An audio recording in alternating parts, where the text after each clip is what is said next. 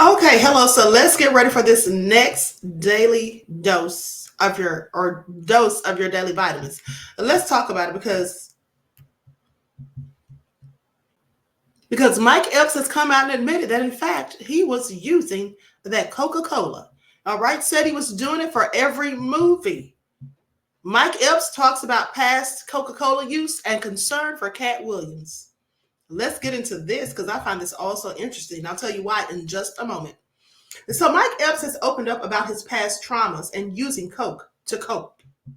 Now, during an interview with All the Smoke, the comedian opened up about his struggles with fame. Epps stated that he had survivor's remorse after making it out of the hood and into Hollywood. The Indiana native expressed that he had used illegal substances to treat the severe guilt of leaving his homies behind. Okay, so let's just go to the footage. Let's just roll the clip. Likes up, everyone. Please don't forget to like and share. Thank you. I've been on drugs. I've been through hell. You know what I'm saying? I did most of the movies on coke. All About the Benjamins. I used to sit in Ice Cube's trailer in the morning and be crying, tears. He like, Mike, wipe your face, man. You a king, nigga. Stop doing this shit to yourself. I'm sitting there wiping myself because I was I had survivor's remorse. I was so sad that I left all them here in this city and I was famous. And when I would come home, I wanted them to be happy for me and they was mad at me. So I said, damn, I got to destroy myself for you to like me. I was like, damn, my favorite nigga. It seemed like he liked me more when I'm coming down off coke and I'm crying and I hate myself. He was like, oh man, I love you. I'm praying for you. But when I wasn't high and I was working out and I looked good, he's like, nigga, think you better than me. Well, no surprise there. That's often the case. You see, the thing of it is, some people can't be happy for you when they're not happy for themselves. They can't feel good about your life when they don't feel good about their own. That old saying, misery loves company, is absolutely true. And for those of you who follow the spiritual channel, you know that I told you a myriad of times that people in some cases will be absolutely fine with you. Everything will be going fine and just be okay until you start to excel past them, until you start to evolve, and until you start doing something more productive and constructive. So then as they see you rising above up the ladder and they're stagnant, still at the bottom, well, it's not you that looks down on them. It's them looking up at you and down on themselves. And so what they're doing is projecting. But here's the thing. At the end of the day, if he felt so compelled to, be so stressed that it caused him to start using illegal substances to cope because he felt survivor's remorse, he felt bad about his accomplishments because the people he was hanging around had none.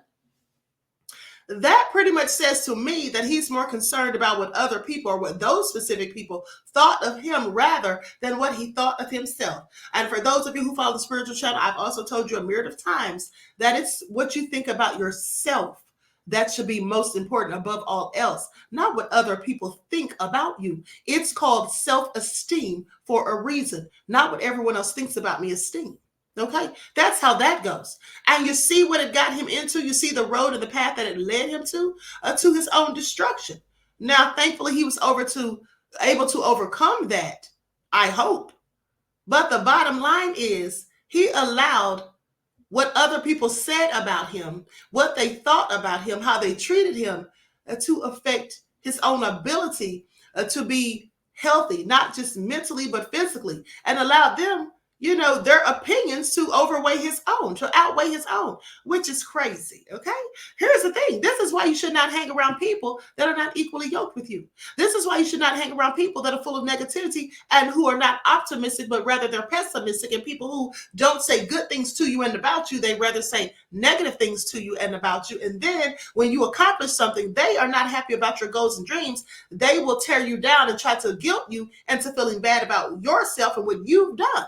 And these people will absolutely talk you out of your goals and dreams and ambitions if you allow them to. This is why you have to stay away from negative people. It is nothing more than a recipe for disaster. Okay? But as to what he was saying about Katt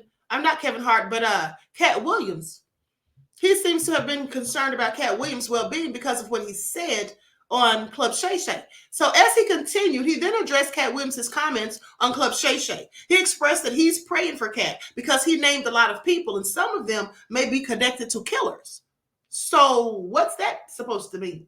That Katt should be afraid to speak the truth and call out people that he feels spoke on him first because they might know killers? Well, maybe he knows killers too.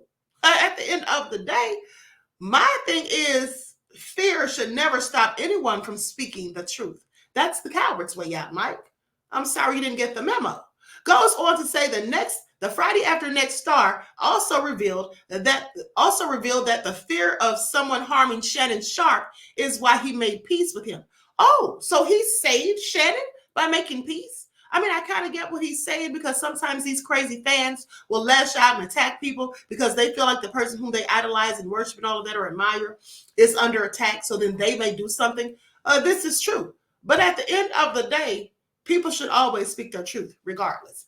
He says, I'm a comedian, man. We're supposed to be laughing. Comedians are dark people like Katt Williams. I pray for that brother, man. I pray for him because that's some serious ish. The ish that he did on that podcast, we better hope that all the people that he said ain't no killers, because he ain't going to know who hit him. What? They got money. They know ninjas. It just take one of them to wake up in the morning and say, yeah, that's it. That negativity sells. But that's why I had to go shake Shannon Sharpe's hand, because I can't control these dudes out here that would try to do something to him that ain't even for me. Well, like I said, I kind of get what he's saying, but at the end of the day, honey, nobody's ever going to stop me for saying what I want to say and for speaking the truth. I don't care who they are and who they know. That's how I think, and I'm quite sure that's how Katt Williams thinks. But one thing I also found interesting was the fact that Mike Epps has never been called out for his use of illegal substances, at least not that I've heard of. And so with that all been said, I find it interesting that Frick and Frack, yeah, these two, I find it very interesting that they made all of these allegations about Katt Williams using illegal substances. They showed no proof or evidence. Mike Epps even joked about it in his stand-up. So I find it real interesting that they were pointing their fingers at Katt Williams, but come to find out, Mike Epps admits that he was doing this stuff in his movies while he was making them, and that Ice Cube had to intervene and talk to him. So yeah, that's very interesting.